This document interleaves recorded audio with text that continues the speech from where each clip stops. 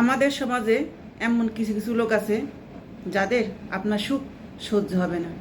আপনার সংসারে এসে আপনাকে কুবুদ্ধি দেবে এবং বলবে, তোর মতো মেয়ে এখানে ডাল ভাত খেয়ে পড়ে আসিস, তোর মতো মেয়ে এটা ডিজার্ভ করে না, তুই এর থেকে আরও ভালো কিছু ডিজার্ভ করিস। ঠিক আছে, এই সংসারে আর তোর থাকতে হবে না, তোর জায়গা এখানে নয়। বিশ্বাস করেন, এই সমাজে কিছু আত্মীয় স্বজনের জন্য যদি আপনি তাদের কথা শোনেন, তাহলে আপনি একবার এই সংসার ছেড়ে বেরিয়ে দেখবেন। আপনি বিপদে কাউকে খুঁজে পাবেন না। ঠিক আছে, সে ডাল ভাত কেন, আপনি কাঁচামরিচ পান্তা ভাতও চোখে দেখবেন না। ঠিক আছে, কারণ মানুষ এরকম কথা বলবে, কিন্তু বিপদে কেউ পাশে থাকবে না। তাই কারো কথা শুনে স্বামীর সংসার ছেড়ে কখনোই চলে যাবেন না।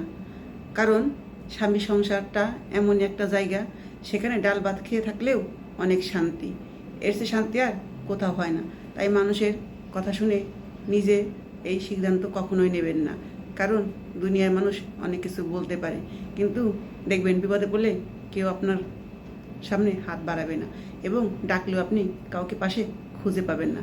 তাই সিদ্ধান্ত নেওয়ার আগে 100 বার ভাববেন।